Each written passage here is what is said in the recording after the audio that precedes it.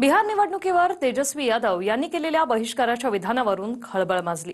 बिहारमध्ये निवडणूक आयोगाने सुरू केलेली मतदार फेर पडताळणी वादात आली, तर दुसरीकडे निवडणूक आयोगाला राहुल गांधींनी इशारा दिलाय। पाहूया।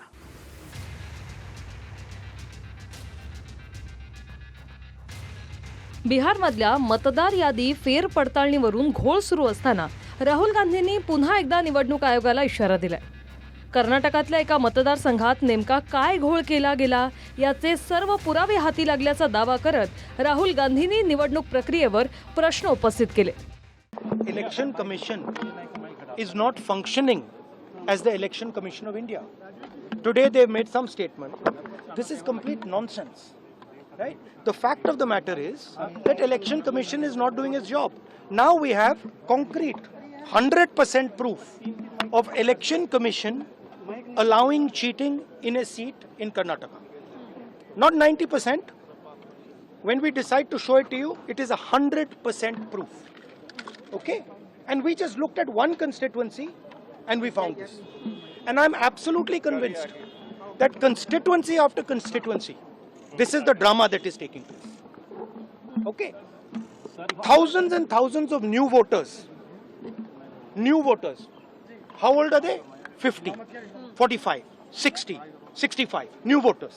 Thousands and thousands and thousands one constituency. Yes. And this is one thing, right? Voter deletion, voter addition. New voters who are 18, who are way above 18. So we have caught them.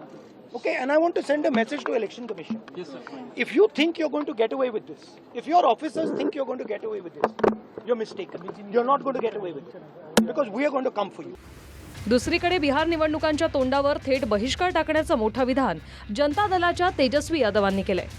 निवडणुकांच्या तोंडावर आयोगाने बिहारमध्ये मतदार याद्यांची पडताळणी सुरू केली। तो वाद काय ते समजून घेऊ।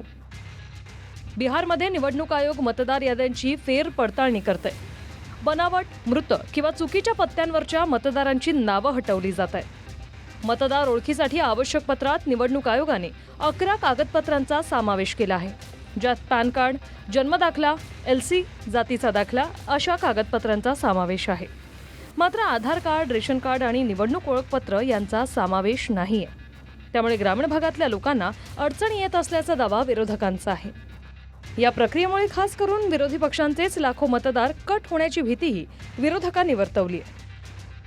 हा वाद सुप्रीम कोर्टात पोहोचल्यानंतर कोर्टानं निवडणूक आयोगाला सुचवलं की तुम्ही आधार कार्ड, रेशन कार्ड आणि निवडणूक कार्डाचा फेर पडताळणीसाठी विचार करावा, कारण सामान्यपणे लोकांकडे हीच कागदपत्र उपलब्ध असतात। मात्र निवडणूक आयोगाने आधारला फक्त ओळखीचा पुरावा सांगितला। दरम्यान आयोगात असंही नमूद केलं की 11 कागदपत्रांची यादी ही संपूर्ण नाही, त्यामुळे भविष्यात काय काय बदल होतो हे पाहणं महत्त्वाचं आहे। एक बात स्पष्ट है, सब कुछ तय हो ही गया है कि भाई बेईमानी करना ही है, खुलेआम बेईमानी करना है। वोटर लिस्ट से लाखों का नाम काट देना है, और यही लाखों वोटर जो थे मोदी जी को वोट दिया, कई सरकारें चुनी, तब ठीक था। अब ये अचानक से गड़बड़ कहां से हो गया, यही तो सवाल पूछा जा रहा है। यानी सरकार के लोग आज खुद ही कह रहे थे कि भाई हम फर्जी चुन करके आए हैं और फिर से फर्जी चुन करके आएंगे। तो जब बेईमानी करना है तो हम लोग इस पे विचार कर सकते हैं बॉयकॉट करने का।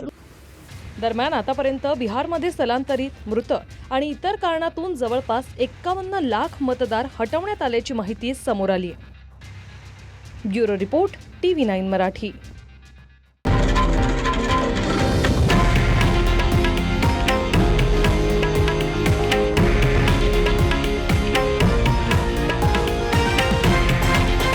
हे आहे देशातील नंबर 1 न्यूज नेटवर्क आणि आपण पाहत आहात TV9 मराठी, एकमेव।